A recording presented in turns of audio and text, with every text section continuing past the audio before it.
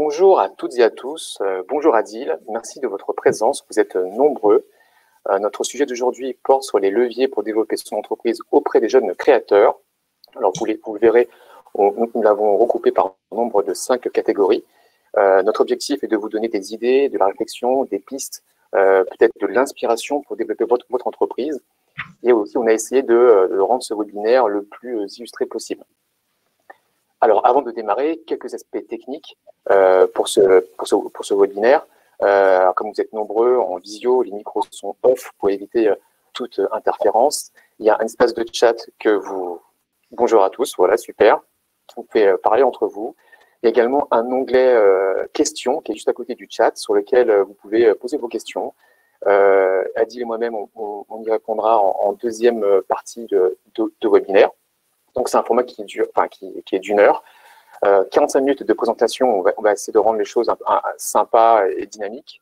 Et 15 minutes de questions sur lesquelles, bien sûr, on va essayer de faire notre maximum. Sachez que nous enregistrons en fait cette session, ce qui vous permettra de vous proposer un replay. Et donc, également tenir en haleine un public sur la durée, c'est pas facile, surtout en visio. Donc, si vous pouvez éloigner toutes les sources de distraction, ça serait super. Voilà. Donc, je me présente. Alors, c'est pas très galant, mais je vais me présenter parce que dans le déroulé, c'est plus simple.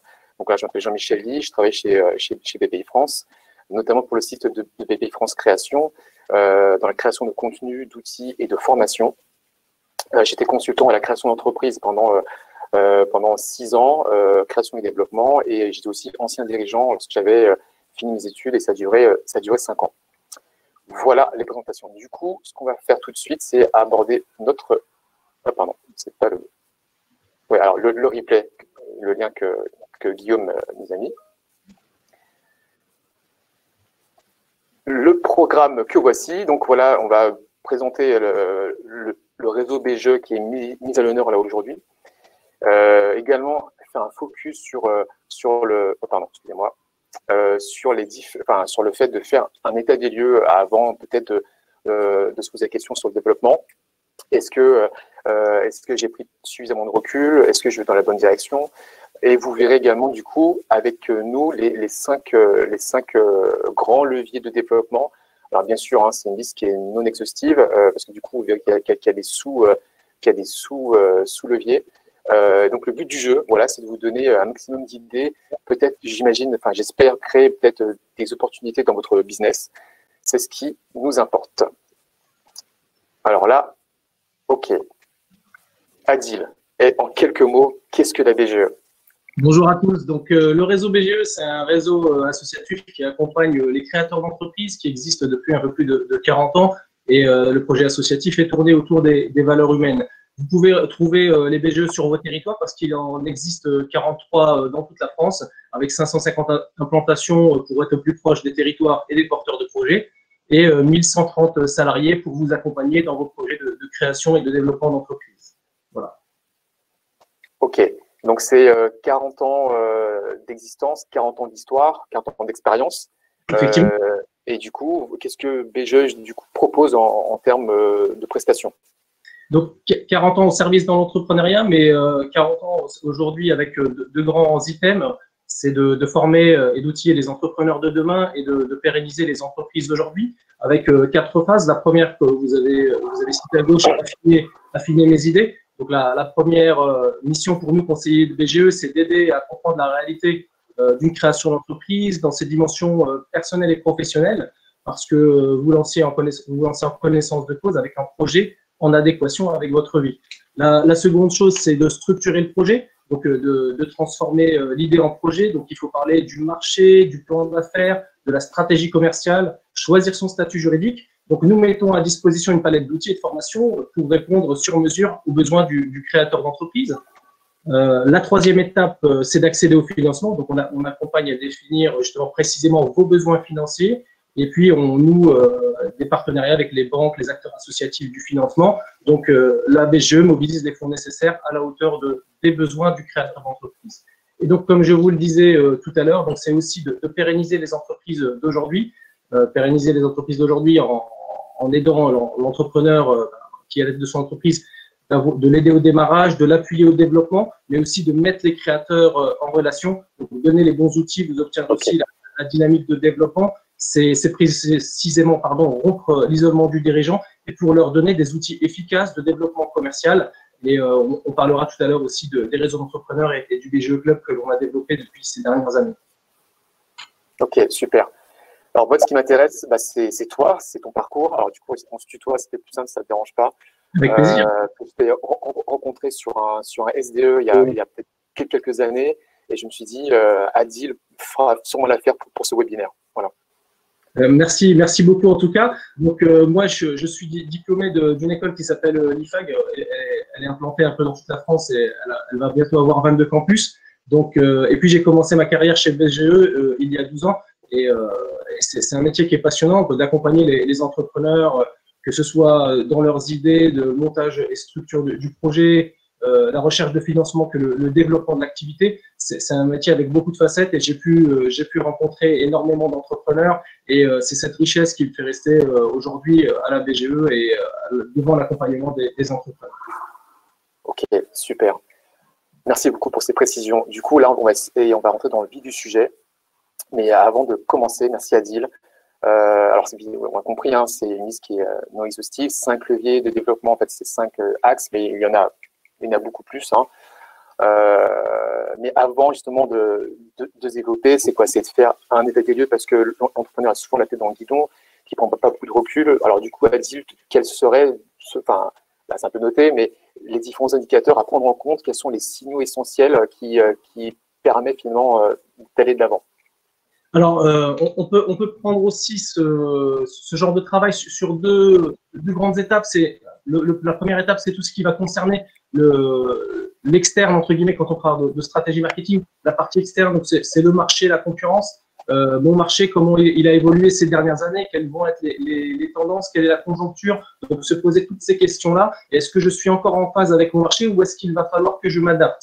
Mon positionnement de l'entreprise par rapport à mes concurrents, bien sûr, réétudier le marché en conséquence pour pouvoir voir si certains concurrents viennent de s'implanter avec de nouveaux produits, avec de nouvelles tendances. Donc, et à moi et mon entreprise de pouvoir m'adapter à ce marché-là. Et puis après, de ce qui s'appelle de dégager, entre guillemets, les facteurs de succès de mon marché. Et puis après, il va y avoir tout ce qui va être en interne. Je vois climat social, indicateurs financiers, organisation interne, c'est de faire entre guillemets quatre grands diagnostics en interne et de se dire voilà comment mon entreprise se comporte-t-elle par rapport au marché, donc diagnostic marketing, un diagnostic financier, est-ce que les ratios de mon entreprise sont en phase avec les ratios du marché, un diagnostic aujourd'hui qui est très important et on a pu le voir ces derniers mois, un diagnostic digital, est-ce que je suis en phase avec mon activité et est-ce que mon activité est en lien avec le digital? Et puis le diagnostic RH qui va récapituler la partie interne de l'entreprise. Bien sûr, avec tout ça, il ne faut pas oublier toute la partie clientèle fournisseur, donc tout ça à remettre en cause en permanence. Clients, donc est-ce que mes clients sont toujours les mêmes ou est-ce que j'ai pu acquérir une nouvelle clientèle et puis de se poser la question comment je vais acquérir cette nouvelle clientèle. Et puis les fournisseurs, donc des fois on signe des contrats, on est client depuis 10 ans, c'est bien aussi de remettre en question ce genre de choses pour pouvoir évoluer sereinement dans le développement de son activité. Ok, super. Mais, du coup, ça peut-être pour compléter, peut-être sur le climat social, mais des fois c'est du détail, mais qui a son importance. Mais c'est peut-être savoir si entre associés ça se passe bien, s'il n'y a pas de mésentente, parce que c'est vrai que ça peut aussi gêner sur son développement, parce que l'humain c'est le carburant de l'entreprise, donc c'est important de faire un focus dessus. Également sur l'organisation interne, si on a suffisamment de ressources, de compétences pour aller plus loin sur la production, sur d'autres sujets. Donc là, c'est simplement pour compléter ce que disait Adil. Merci. Okay. Et donc là, premier levier, Adil. Donc, effectivement, la première chose, on va partir vraiment en interne de l'entreprise. C'est dans un premier temps de se poser la question, est-ce que je peux améliorer ma qualité de produit ou de service? Clairement, c'est une stratégie de montée en gamme qui consiste à améliorer la qualité ou le niveau de service des produits que vous allez proposer et de façon à augmenter votre chiffre d'affaires, soit par une hausse des prix par les ventes des produits, voire à persévérer ou augmenter vos ventes par l'avantage de la qualité des produits. Donc, clairement, monter en gamme, ça va vous permettre, entre guillemets, de fidéliser aussi la clientèle qui vous a connu depuis des années, mais peut-être aussi d'acquérir une nouvelle clientèle un peu plus exigeante. Clairement, ça reviendrait dans votre activité à peut-être faire une offre premium pour aller conquérir une nouvelle typologie de clientèle. Et puis de l'autre côté, peut-être fidéliser la clientèle que vous avez depuis des années et lui proposer autre chose. Bien sûr, ça va remettre en cause pas mal de choses. Vous allez pouvoir optimiser votre manière de produire aussi, parce que ce que vous pouvez faire sur une offre lambda, vous pouvez aussi le retranscrire sur une offre premium. À vous aussi de gérer la montée en compétences de vos équipes, parce que derrière la montée en qualité ou la montée en gamme de votre service, il va falloir peut-être aussi former les salariés ou les associés. Et puis, bien sûr, tout ça, remettre en question, comme je vous disais tout à l'heure, la fiabilité et puis la qualité de vos fournisseurs pour pouvoir justement pérenniser votre activité. Et alors, du coup, c'est ce qu'on remarque aussi à Deal, je ne sais pas si c'était OK, mais que la qualité, c'est devenu une base maintenant. C'est-à-dire que même pour un produit ou service qui soit low cost, alors que j'ai l'exemple en tête de l'entreprise Lunettes pour tous. Alors, leur promesse client, c'est une paire de lunettes à partir de 10 € en moins de 10 minutes. Je crois que c'est un truc comme ça. Oui. Et quand vous allez dessus, que ce soit sur le site internet, que ce soit sur leur boutique physique, je crois qu'ils ont une dizaine de boutiques sur toute la France, vous voyez que effectivement c'est du low cost, mais c'est archi clean, c'est propre. Et aujourd'hui, maintenant, c'est vrai que le client lambda s'attend à un minimum de qualité, et la qualité, encore une fois, est devenue une norme. Et après, voilà, c'est votre challenge à chacun, mais donc voilà, c'est juste pour compléter ce que disait justement Adil. Oui, et puis j'y rajouterais, comme on le disait, pour citer un exemple, j'avais un entrepreneur qui avait commencé avec son restaurant, le Martin Belair, qui est, j'en rappelle, personne qui avait été finaliste du concours talent il y a 2 ans. Il avait commencé son activité, il a de très grands talents culinaires, et puis il a commencé son activité en disant je vais vous faire le gastro au prix du bistrot, et puis d'année en année, il est monté en gamme, effectivement, et puis ça lui a permis d'acquérir une nouvelle clientèle, et puis tous les midis, avant cette crise sanitaire, il a toujours été complet sur ces services. Et c'est ce genre de choses qui peut vous faire donner une certaine réputation sur un secteur d'activité donné. Je vais juste faire une petite parenthèse parce que je vois certaines questions défiler. Vous avez un onglet questions pour poser vos questions et nous essaierons d'y répondre à la fin de ce webinaire. Il y a un onglet spécifique à part le chat à droite de votre écran. Ouais. Merci Adil. Ok, du coup, alors, on l'a peut-être pas dit, mais sur les 5 leviers, on va essayer de se répartir, Adil et moi, de s'auto-alimenter sur chaque levier. Du coup, alors, développer sa clientèle, c'est un très, très, très grand sujet. Donc là, c'est le commercial, c'est les ventes, c'est les clients, c'est comment les intéresser, comment les convaincre. Tout à l'heure, tu parlais de fidéliser, on va même aller un peu plus loin. Je pense que la base de tout, c'est de bien connaître son client, ses motivations, ses frustrations et ses besoins. Et là, on l'a très bien vu. Alors, l'un des premiers axes, notamment sur ce volet-là, c'est le digital. Là, on a vu que un certain nombre d'entreprises ont trouvé des solutions de repli pour maintenir leur activité pendant cette crise sanitaire. Voilà, sur comment communiquer avec le client, proposer un paiement en ligne, développer un site marchand, proposer un service de livraison. Vous avez un site qui répertorie un certain nombre d'offres sur clic-mon-commerce.gouv.fr. Je vous recommande vivement d'y aller et c'est vraiment accessible pour tous et c'est fait exprès, c'est fait pour ça. Donc le digital a son importance dans la relation avec la clientèle, également pour donner de la visibilité pour votre activité, notamment sur les réseaux sociaux. Et alors, un petit tips aussi, c'est ce que souvent les gens oublient, c'est que c'est bien de vérifier, de renseigner sur les sites dits un peu généraux comme Google My Business, Facebook for Business, même les pages jaunes, ça marche aussi, tout ce qui est plutôt généraux. Également sur le site spécialisé, comme TripAdvisor, La Fourchette, etc. Également sur les sites géolocalisés comme Mappy ou Waze. C'est important de renseigner son entreprise pour être un minimum visible. Et le digital est aussi important pour maintenir le lien avec vos clients. Je pense que vous l'avez sûrement vu dans votre entourage. Et potentiellement, c'est aussi de toucher peut-être un public plus large. Voilà, ça c'est vraiment sur le focus digital. Mais je pense qu'il y a aussi un autre focus sur lequel on peut aussi mettre l'accent, c'est sur peut-être industrialiser les feedbacks, les retours clients. C'est-à-dire que, par exemple, de manière systématique, c'est peut-être d'envoyer un questionnaire de satisfaction ou que le client donne son avis après chaque fin de prestation, parce que c'est important, je pense, de donner la parole aux clients, à vos clients, de comprendre ce qu'ils attendent, de comprendre ce qu'ils ont besoin, et surtout de comprendre leur frustration. Et d'ailleurs, moi, je trouve que les meilleurs avis qu'ils peuvent donner, c'est les avis qui sont négatifs. C'est les meilleurs parce que ça veut dire que ça compte, parce qu'ils ont pris le temps de vous répondre. Et je pense qu'un petit coup de judo peut vous permettre, vous, entrepreneurs, de montrer votre implication et l'engagement dans l'amélioration de vos services. Alors, et d'ailleurs, pour ceux qui sont en phase de création, d'entreprise, c'est vrai que cette phase de feedback, de retour marché, retour client, confrontation marché, est excellente pour pouvoir itérer sur votre produit de service. Voilà, donc c'est une petite parenthèse.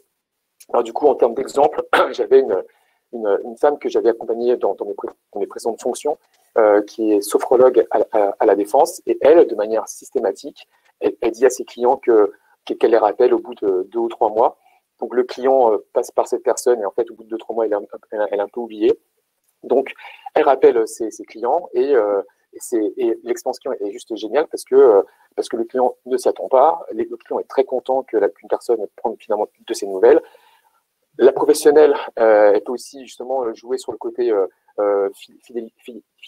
fidélisation client, également sur la prescription, pour que les gens se rappellent au bon souvenir, pour qu'ils puissent parler, je dirais, auprès de son réseau, son entourage, etc. Et donc, pour vous donner un taux, elle était à 35% de fidélisation suite en fait à ce procédé, qui peut être simple.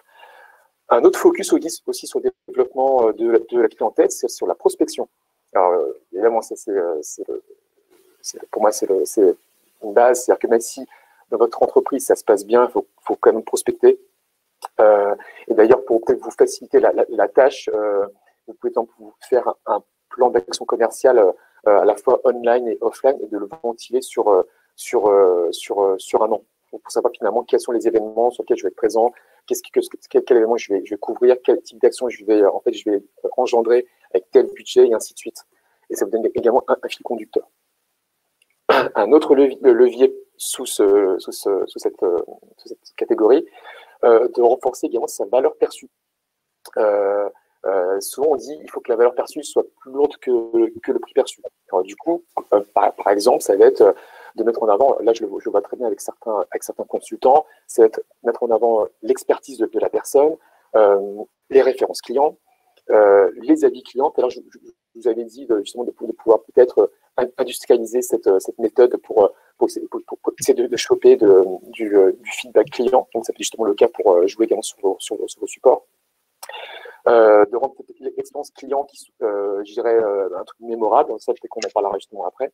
Enfin bref, faire en sorte que la valeur perçue soit bien alimentée pour que finalement le prix ne soit plus un obstacle. Parce encore une fois, quand un client vous dit c'est pas cher, ok, c'est pas cher, mais par rapport à quoi? Voilà, donc il y a plein de choses sur lesquelles vous pouvez bien rebondir. Créer avec lui une relation est toujours, je dirais, source d'apprentissage. Et le dernier, je dirais, levier en fait sous cette partie, en fait, c'est également sur la fidélisation. Oui, je vais trop vite. Merci beaucoup. Je vais ralentir. Sur la fidélisation client. Alors quand je dis fidélisation, je dirais plus sur l'expérience. C'est ça qu'aujourd'hui, la satisfaction n'est plus source de fidélisation. Les gens sont assez volatiles. Et donc aujourd'hui, c'est que vous avez beaucoup d'entrepreneurs, beaucoup d'entreprises qui jouent sur l'émotion, sur le marketing émotionnel, sur l'effet de surprise, sur le storytelling. Même pour une TPE, ça marche, bien sûr. Et en fait, le but du jeu, c'est finalement de créer un moment unique, mémorable, puis difficilement copiable. Alors, j'ai un exemple tout simple. J'ai une pizzeria qui est en bas de chez moi. Ça fait 15-20 ans qu'il existe. Et lui, de manière systématique, il dit à ses clients qu'il livre au bout de 30 ou 40 minutes, ça dépend du créneau, mais lui, de manière systématique, comme il maîtrise la ville, il maîtrise ses pizzas, il maîtrise ses livreurs, il connaît toute sa boîte, et lui, en fait, il crée ce simple effet de surprise-là, dans le sens où, en fait, il livre ses clients au bout de 20 minutes, souvent, en fait, 5-10 minutes en moins que ce qu'il avait énoncé. Et en fait, les clients sont archi contents. Ouais, ça coûte pas cher, mais le fait de surdélivrer, d'être au-dessus de sa promesse, en fait, ça fait justement son effet. Mais on le voit également, si vous pouvez également jeter un œil sur ce que fait peut-être sur d'autres pays, je pense au Japon par exemple, eux ils ont un service, alors je ne sais pas pour ceux qui ont eu l'opportunité d'y aller, ils ont un concept qui s'appelle l'omotenashi. C'est très simple, en fait, vous allez dans une simple épicerie, c'est un service d'accueil, mais 4 étoiles, même si c'est une simple épicerie qui ne paye pas de mine, mais quand vous rentrez à l'intérieur, le service est vraiment au top. Enfin, voilà, donc c'est un exemple tout simple, mais des fois ça coûte pas cher, c'est juste, je pense, une mise en application. Et peut-être pour vous aider sur l'expérience client, c'est de recenser peut-être tous les points de contact avec le client avant, pendant et après l'expérience, surtout après. Donc finalement du prospect jusqu'au client, et quels sont les différents mots, quels sont les différents visuels, le mail de travailler. Je pense que tout un ensemble doit être, je dirais, travaillé pour que finalement toucher le client. Il y a aussi une boîte américaine, et je finirai dessus, avant que peut-être que Adil complète. Il y a une boîte américaine sur laquelle c'est un cas d'école, hein, c'est pas, ça s'appelle Zappos, Z-A-2-P-O-S. C'est un site internet qui vend de la chaussure de base. Et eux, en fait, ce qu'ils disent, c'est qu'ils ne vendent pas de chaussures, mais ils vendent le meilleur service client qu'il soit. Pour vous donner un ordre d'idée, les téléconseillers n'ont pas de script. Leur challenge aux téléconseillers, sur le SAV, c'est de rester le plus longtemps possible au téléphone. Leur record, je crois, c'était 10h30, un truc comme ça, avec la même personne. Pareil aussi, ils sont sur l'esprit de surdélivrer, par exemple, sur l'histoire de la chaussure qui arrive chez le client. Ils disent que ça arrive en 4-5 jours, mais dans la vraie vie, ça arrive en 24 heures parce qu'ils maîtrisent tous les circuits, donc ils peuvent se permettre. Enfin bref, il y a plein de choses qui sont sur cette boîte-là. Et à titre d'info, Zappos a été racheté par Amazon dans les années 2007-2008, je ne sais plus, à peu près dans ces eaux-là, à 1 milliard 2, parce que justement, l'exemple a été vraiment hors du commun. Est-ce que toi, du coup, Adi, tu as des choses à rajouter, à compléter? Alors, j'ai fait exprès d'avoir un angle différent. On a parlé là du rachat d'une entreprise. On peut parler aussi de croissance externe peut-être à ce niveau-là. Croissance externe, si après, à un moment, votre entreprise, votre marché arrive à maturité. Et puis après, vous pourriez aussi vous poser la question d'une complémentarité, soit de produits ou une complémentarité territoriale, et de cibler une entreprise de même taille que la vôtre, et puis afin de lui faire une offre, et puis de mutualiser surtout les métiers support à la production. Quand je parle de métiers support à la production, ça peut être administratif, RH ou qualité, et là, vous faire une vraie économie d'échelle et puis de mutualiser certains services et de vous donner plus de crédibilité et d'efficacité dans ce que vous faites. Ok, super, merci. Du coup, alors, si pareil, si c'est des questions, n'hésitez pas à les poser dans l'onglet questions. Et donc, dans ce troisième levier, le côté innovation, se réinventer, alors qu'est-ce que tu pourrais dire, Adil? Alors, l'innovation, elle pourrait être accessible à tous, hein, parce qu'il faut savoir qu'il y a 4 types d'innovation. La première, c'est l'innovation incrémentale qui consiste à améliorer le service ou le procédé ou encore un produit déjà existant. Hein. C'est ce que fait Apple depuis des années. Si vous prenez l'exemple de l'iPhone, il a été inventé, il est sorti en 2007 et aujourd'hui, ils ajoutent une option, ils changent un peu la forme, ils mettent quelques fonctionnalités et c'est ce qui permet de faire durer le produit jusque-là avec de l'innovation incrémentale. La deuxième innovation, ça peut être de l'innovation de rupture, c'est de rendre accessible ce qui était hors de portée et donc créer une nouvelle catégorie de produits et de services qui n'existaient pas avant. C'est exactement ce qui se passe entre guillemets avec les bandes musicales. En 62, vous avez eu l'invention de la cassette, en 84 du CD, en 2001 du baladeur MP3 et puis aujourd'hui tout est dématérialisé depuis 2007 sur des plateformes comme Deezer ou Spotify. La troisième innovation que l'on a, c'est l'innovation adjacente. Donc, elle consiste à porter un produit existant sur un marché auquel il n'est pas voué initialement ou de créer des nouveaux produits ou de services dans un marché existant.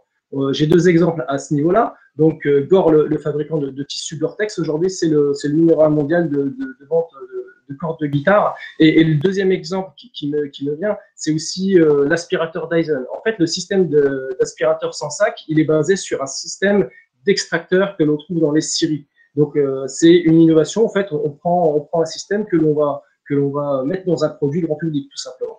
Et la quatrième innovation, c'est l'innovation radicale qui consiste à proposer un nouveau produit ou créer un nouveau marché qui répondait à aucune problématique existante. C'est ce que l'on a vu arriver dernièrement avec le casque de réalité virtuelle. Voilà, donc ces 4 types d'innovation. Donc, j'ai envie de vous dire, chers entrepreneurs, à chacun son innovation.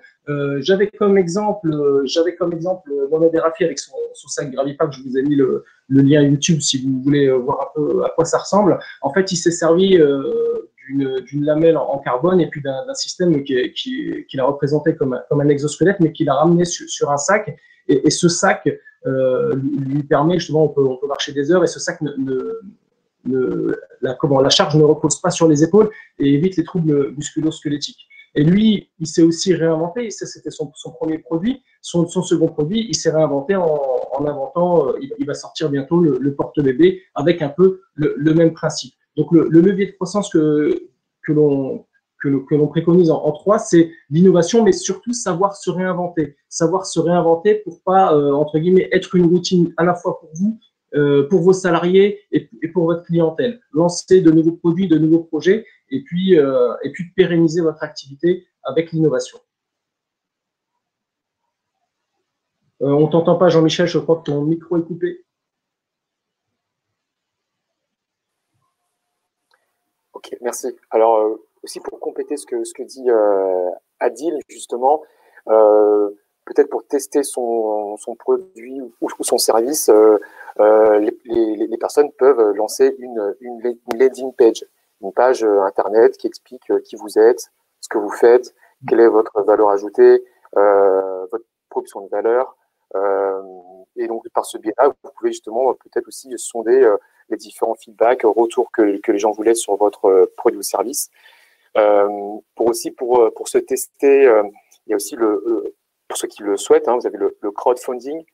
Alors, du coup, il y a quand même une certaine méthodologie à avoir, mais ça peut être couplé, ça peut être également les deux pour justement vérifier, voir si le marché est intéressé par ce que vous faites.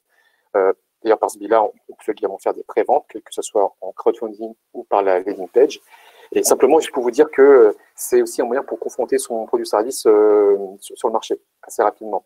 Et vous pouvez même, je pense, aller plus loin sur le côté, je vais mettre de l'intensité sur Internet, et vous pouvez aussi mettre un budget sur un court laps de temps, par exemple sur 24 ou 48 heures, de mettre entre 500 et 1000 euros. C'est une somme, je suis tout à fait d'accord avec vous, mais en peu de temps, vous pouvez, par exemple, voir si ça match. Donc, sur Google ou sur Facebook Ads, acheter du trafic et des mots-clés et voir comment ça se passe. Et finalement, d'être intense sur Internet et de voir finalement, est-ce que votre produit ou service intéresse? Est-ce que les gens laissent un mail? Est-ce que les gens téléchargent votre outil? Est-ce que les gens, en fait, laissent un commentaire? Enfin, voilà. Donc, je pense que c'est aussi un moyen pour avoir du feedback. Ça rejoint en fait ce qu'on s'est dit tout à l'heure. Exactement. Et le crowdfunding, ce qui est bien, c'est que ça peut être bien pour le démarrage. Là, dans le cas de Gravipack et Mohamed Erafi, il n'avait pas obtenu de financement et justement, il s'est servi d'une plateforme de financement participatif pour faire ses premières préventes. Et c'est ses premiers milliers d'euros de chiffre d'affaires qui a fait qu'il a été crédible et puis que d'autres financeurs lui ont ouvert ses portes. Et ça peut être aussi dans un autre cas, ça peut être du don contre don. Et là, ça peut être vous inventez un nouveau produit, un nouveau service, et puis vous demandez quelques milliers d'euros pour voir si vous arrivez à fédérer une communauté de clients autour de ce nouveau produit, et ce qui va vous conforter dans un second temps, et puis vous aider justement à être plus serein pour le lancement du produit en lui-même et le développer. Ouais, ok. Super. Attends. Ok, du coup, là, on est sur le. Enfin, Adi, je t'ai coupé, mais est-ce que tu as fini sur cette partie-là? Sur la partie, il devait y avoir un problème. Ok. Alors, du coup, je vais avoir un débit peut-être plus lent. Désolé. Donc là, on est sur automatiser les process. Donc cela va concerner l'entreprise, du moins l'administration, la machinerie. c'est faire preuve de rigueur pour mener à bien son projet, c'est de structurer, c'est de mettre de l'ordre dans la boîte. Pourquoi? C'est justement pour se concentrer à l'essentiel. Vous, c'est dans le développement du business, c'est de la méthode, c'est de l'organisation. Alors, de manière très simple, vous pouvez par exemple relever les différentes obligations fiscales et sociales que vous avez de manière réglementaire. Pour y voir plus clair, c'est aussi peut-être de centraliser l'accès à certains outils par rapport à la compta. Enfin, même aujourd'hui, il y a plein d'outils qui sont accessibles, pas trop chers en plus, sur la compta, sur la facturation, sur les commandes. Aussi, là, on l'a très bien vu avec tout ce qui s'est passé, avec le partage du travail instantané, l'encouragement en fait, à un travail collaboratif, qui peut aussi peut-être créer de la cohésion d'équipe. Également sur l'aspect organisationnel, vous avez aussi sur la gestion des stocks, qui peut être également intéressante. Également pour un cas concret, il y a une entreprise française qui s'appelle Matha, MATHA.io. C'est une entreprise française, c'est un organisme de formation qui propose du contenu digital et en fait qui ont en fait, suite au confinement, ils ont revu leur offre totalement sur un programme qui est plus long, plus immersif. Et en fait, alors du coup, j'ai eu la chance de connaître le dirigeant et qui m'a expliqué que dans son entreprise, alors ils sont pas super nombreux, mais en fait à pas très nombreux, ils arrivent à gérer en fait un flux de personnes important et par exemple tous les templates d'email à différents segments clients, à différentes étapes du client également dans la vente de la formation.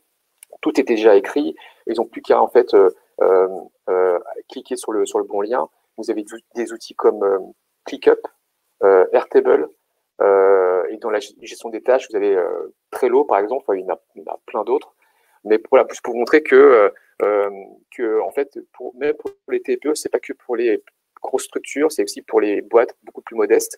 Il y a aussi moyen de rendre les choses beaucoup plus faciles en termes de gestion. Et ça, c'est des process qu'il faut aussi de pouvoir mettre en place quand vous pouvez, c'est de l'interne. Ça permet également à l'entreprise de ne pas tomber dans l'obsolescence en termes d'image, que ce soit interne ou externe. Et comme je disais, c'est surtout pour avoir du temps pour développer son business. On aurait pu aussi parler de croissance interne, de croissance externe, de développement franchise et également d'autres axes de développement.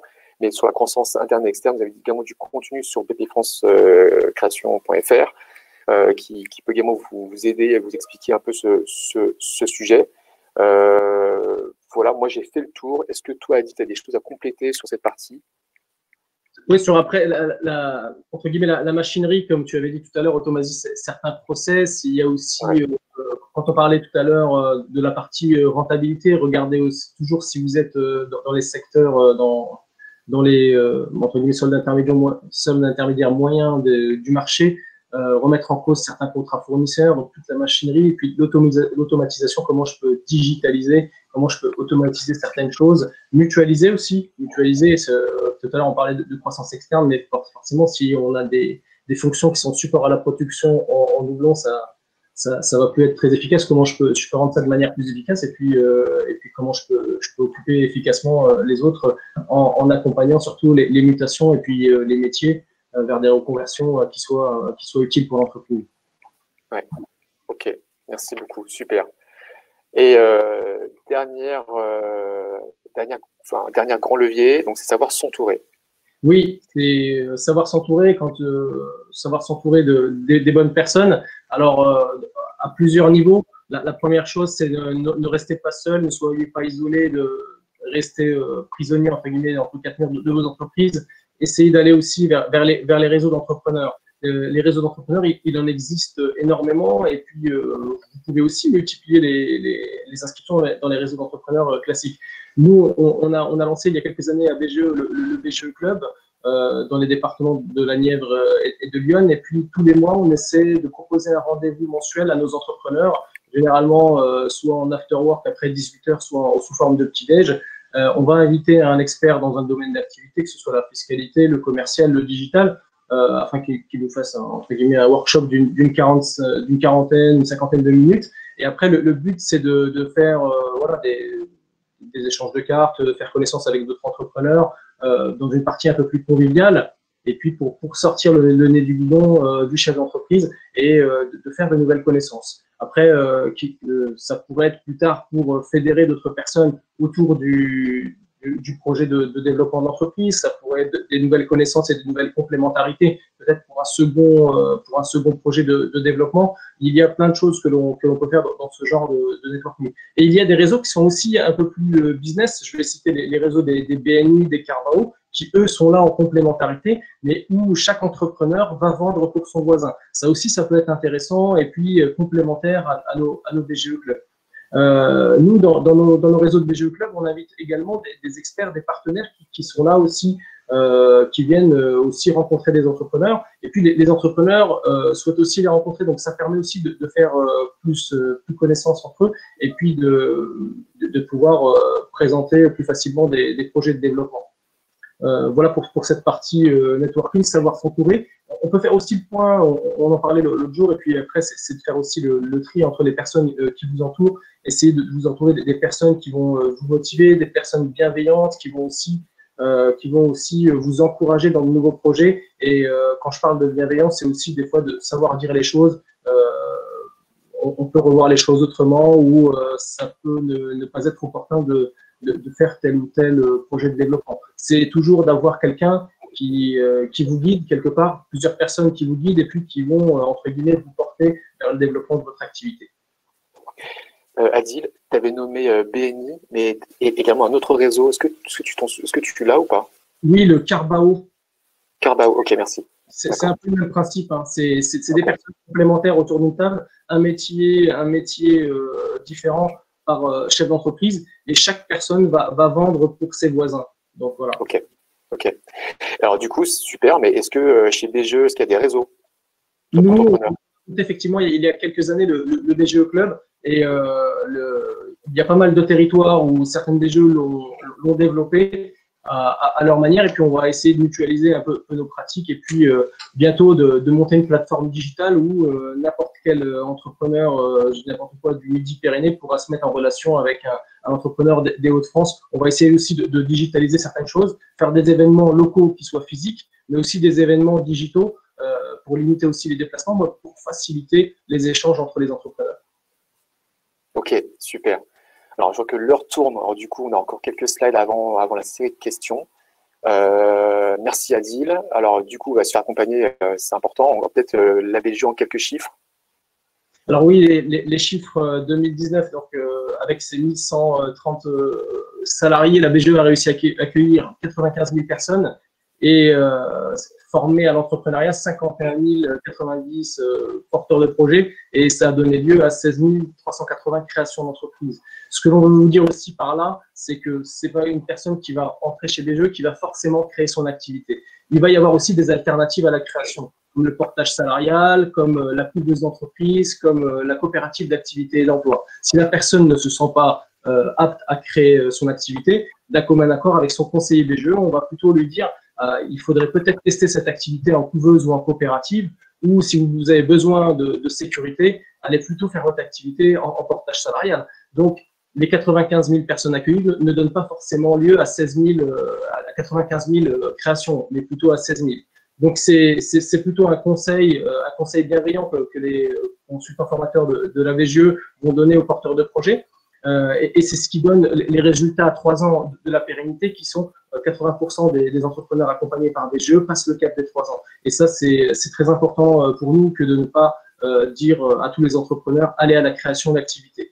Et bien sûr, les 30 000 entreprises accompagnées dans leur développement, il y a les entreprises que l'on a accompagnées cette année, mais les entrepreneurs aussi que l'on avait accompagnés l'année d'avant. Donc, les accompagner dans leur développement, c'est aussi faire un appui au démarrage, pouvoir faire des coachings personnalisés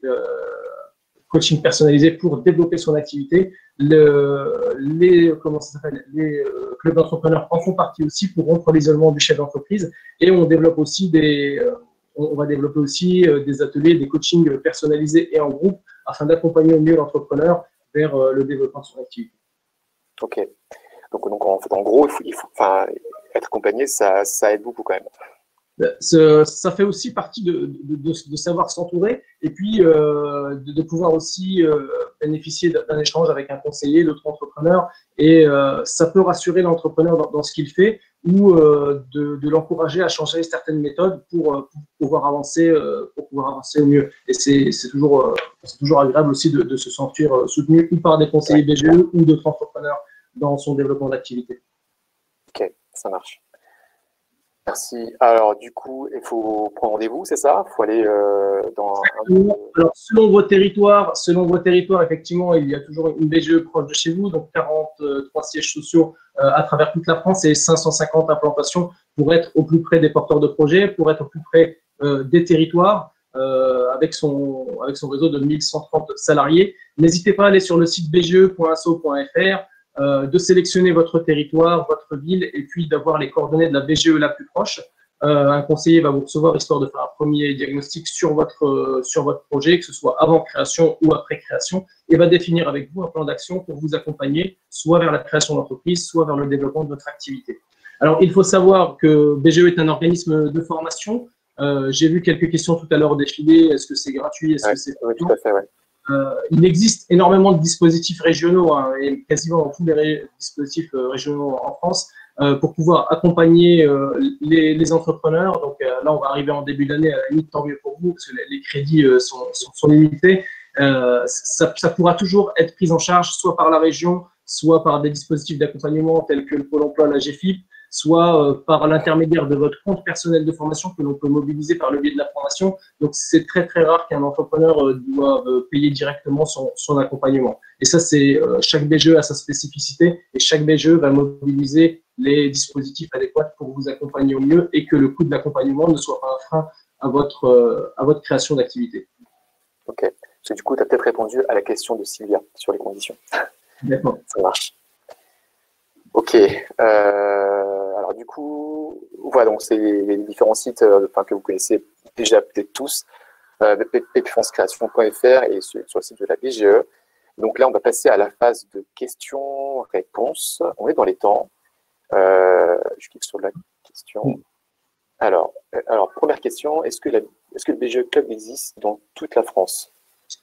Alors, il est en phase de développement et chez nous, on a dû commencer en 2017. Donc après, chaque BGE essaie de le développer à sa guise. Donc après, il y en a certains qui commencent tout juste, d'autres qui l'ont déjà développé depuis 2 ans. Donc là, il faut pas hésiter à prendre contact avec votre BGE local et c'est elle-même qui vous dira vers quel réseau d'entrepreneurs vous tournez si elle ne l'a pas développé. Mais la plupart des BGE le développent en ce moment. Hein, tout à fait. D'accord. Ensuite, être accompagné à quel prix? Alors ça dépend des conditions, tu me diras. Voilà, donc après, la personne. Là, on va arriver en début d'année 2021 entre les dispositifs régionaux, le Pôle emploi, la GFIP, les CPF. Vous avez une palette de dispositifs à mobiliser, entre guillemets, pour faire prendre en charge votre accompagnement. Ok. Alors du coup, c'est très axé accompagnement, tant mieux. Sur Lyon, alors je n'ai pas été accompagné, alors c'est par Roland. Je n'ai pas été accompagné par BGE car mon projet était trop avancé. Mon activité est insuffisante pour autant. Ok, d'accord. Ensuite, il peut toujours prendre contact avec la BGE parce que je sais que la BGE Rhône-Alpes doit avoir 2 ans et ils accompagnent au développement d'activités. Il peut toujours prendre contact avec la BGE locale. Hein. Il n'y a vraiment pas de problème. Alors, je ne sais pas à quel moment il a pris contact. C'était peut-être il y a 2 ans, au moment où elle a été créée. Donc après, il ne faut pas hésiter à relancer à ce niveau-là. Ok. Alors j'ai une question qui a peut-être pas forcément à voir avec ce qu'on a raconté. C'est je viens de créer mon statut d'auto-entrepreneur. Y a-t-il des exonérations de cotisations à impôts sur les premières années? Oui, tout dépend après. J'espère que vous êtes dans les 45 premiers jours pour pouvoir redonner l'acte qui est l'exonération de charges sociales la première année. Donc, si vous êtes prestataire de services ou profession libérale, les 22% sur le chiffre d'affaires vont passer à 11%. Et si vous faites de l'achat-revente, les 12,8% de cotisation sur le chiffre d'affaires passeront à 6,4%. Vous pouvez aller sur le site de l'URSSAF et le faire en ligne. Si vous êtes dans les 45 premiers jours, vous allez dans l'onglet « Demander l'acre », vous téléchargez le CERFA, vous le remplissez et fournissez les justificatifs adéquats et vous pouvez les rescanner et faire la demande en ligne. Ok, c'est ça en fait la compétence, la polyvalence chez un conseiller BGE. Tu peux répondre à plein de questions transversales. Du coup, coup, ça on l'a déjà répondu. Où peut-on trouver la liste des BGE clubs dans les différentes villes? Ça, je pense qu'elle a déjà répondu aussi. Oui, là, il faut prendre en contact en direct avec la BGE locale. Hein. D'accord. Alors, avez-vous des conseils à nous donner sur les partenariats stratégiques? Doit-on envisager des chartes de partenariat ou contrats? Alors, effectivement, si vous voyez si vous comptez faire des partenariats stratégiques avec d'autres acteurs et qui ont de la complémentarité, on vous conseillera surtout de faire des contrats à ce niveau-là pour tout ce qui va être les clauses de confidentialité et pour pas que, entre guillemets, le partenaire se transforme en concurrent demain et puis que ça crée des conflits entre vous. C'est un peu comme tu disais tout à l'heure, Jean-Michel, entre les associés. À un moment donné, quand on crée l'entreprise, on peut faire un pacte d'associés ou un pacte d'actionnaires et c'est ce qu'on recommande, c'est d'aller devant un avocat spécialisé pour faire rédiger ce genre d'actes. Et puis, entre guillemets, on va lister les problèmes à l'avance. Et puis, si jamais il y a un litige entre les personnes, chacun puisse quitter le navire, entre guillemets, sans compromettre l'avenir des autres. Ok. Par rapport à Suzy, donc la BGE Club sur Toulouse, du coup, tu as répondu à la question qu'il faut se rapprocher de… Ouais, BGE Sud-Ouest, ça doit être l'une des plus grandes BGE de France. Hein. Ça doit être la première ou la deuxième, tout à fait. D'accord. Alors du coup, cette question plus pour moi, ça, j'ai vu qu'il y a une application de chez BPI France qui s'appelle Tribu, une question de Laure Henry. Oui, en fait, alors il y a un genre de réseau social qui s'appelle Tribu, qui est accessible pour tous les entrepreneurs. Et en fait, vous pouvez, c'est gratuit encore une fois, et en fait, c'est très ciblé par communauté. Donc, il y a une communauté de créateurs. Vous pouvez vous inscrire, vous pouvez poser vos questions. Il y a toujours quelqu'un qui répond. Enfin, du moins, on essaie d'être réactif le plus possible. D'ailleurs, c'est notre ligne aujourd'hui d'être à fond sur Tribu. Donc, n'hésitez pas à y aller.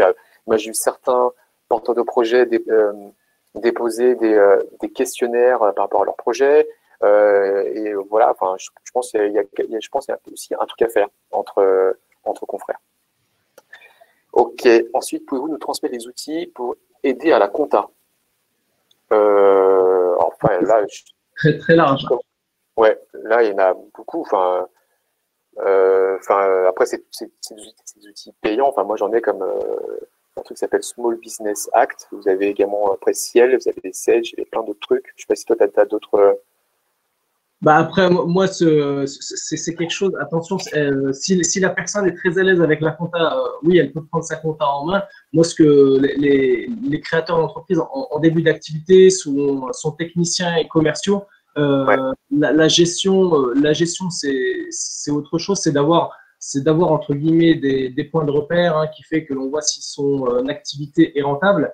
Mais sauf si la personne est à l'aise, moi je m'embarquerai pas dans la compta. Mais si la personne est à l'aise avec la compta, effectivement, c'est des logiciels comme Ciel Compta ou plein d'autres que vous pouvez trouver en ligne. Et à ce moment-là, c'est sûr que c'est vrai que le plus complet hein, dont j'ai les retours avec les entrepreneurs, c'est vraiment ce Ciel Compta qui revient énormément. Ok. Merci. Du coup, j'ai une question de Saskia SAS. Quel conseil pour se lancer et développer son activité en freelance? Alors là, ça va dépendre de la facette. C'est quelle activité SAS, ça devrait dépendre de son activité. Mais après, tout ce que l'on va, c'est d'abord étudier son marché. Peut-être qu'elle est formatrice et qu'elle intervient, je ne sais pas, en complément de centres de formation. Donc là, il faut se tourner vers des cabinets ou des instituts de formation. Après, on parlait tout à l'heure de savoir s'entourer. Est-ce qu'elle fréquente les réseaux d'entrepreneurs? Est-ce qu'elle a échangé des cartes avec des personnes intéressantes qui peuvent, entre guillemets, l'aider? Et puis, ne pas hésiter à se faire accompagner. Ne pas hésiter à se faire accompagner pour réétudier le marché, puis définir un vrai plan d'action pour pouvoir vraiment faire décoller son activité. Et puis, on en profite pour dire aussi que demain à 10h30, il y a le webinaire les lancés et on sera avec Jean-Michel et beaucoup d'autres. On se retrouve. Demain. On ne se quitte plus. On l'avait plus, exactement. Ouais. Une question de Philippe Touaille. Peut-on avoir un document avec tous les sites et les liens des sites internet cités? Alors, du coup, effectivement, on n'a pas forcément ça, parce qu'on a fait, ouais, ok, bah, à la limite, ce que je peux faire, peut-être une slide dans la présentation, je vais voir avec Guillaume, mais Philippe, peut-être, je vais faire ça, on va essayer de faire ça. Suzy, comment trouver des financeurs quand on est administrateur de biens? Les plateformes de crowdfunding refusent la publication du projet. Merci. Alors là, très bonne question. Administrateur de biens. Alors, il y a un site qui est super. Hein, il s'appliquerait pour tous les types d'aides et tous les types de tous les secteurs d'activité. C'est aide au pluriel-du-6 entreprise.fr. Vous sélectionnez création, reprise, innovation, développement, commerce international. Vous sélectionnez votre territoire en question et vous avez toutes les aides que vous pourriez trouver sur votre territoire. Essayez de voir s'il n'y a pas d'appel à projet ou s'il n'y a pas de concours, s'il n'y a pas de financement spécifique en tant qu'administrateur de biens pour pouvoir développer votre activité. Ok. Une question pour toi. Étant novice dans ce domaine, la BGE, est-ce que vous accompagnez dans l'étude de marché, le business plan, etc. Voilà. Et alors, sinon, qui se tournait. Effectivement, nous, la BGE, on a un outil qui s'appelle Mon Bureau Virtuel, mais le but, c'est de se voir avec son conseiller de manière physique et puis de faire un coaching personnalisé. On a un outil de business plan qui va permettre d'accompagner et d'outiller le créateur dans toute cette démarche-là. Étude de marché, donc effectivement le marché, les concurrents, les clients, la stratégie commerciale, et puis de partir après sur la partie un peu plus chiffrée, plan de financement initial, donc quels sont mes besoins et comment je vais les financer, et d'étudier la partie rentabilité, plan de trésorerie dans ce second temps. Et tout ça, ça va nous faire un document d'une 40aine de pages qui s'appelle le business plan, comme l'a cité madame, et qui va vous permettre d'aller démarcher les financeurs. Ouais. Ok. Une autre question. En fait, il y en a plein qui sont arrivés d'un coup là. Du coup, j'ai Vato Soa. Bonjour, assistante en freelance. J'ai du mal à décrocher des missions en freelance. J'ai déjà un site. Je suis déjà sur les réseaux sociaux. Je fais pas mal de publications sur les réseaux pro. On me propose à chaque fois un contrat en CDD, en CDI. Comment développer son business dans ce cas?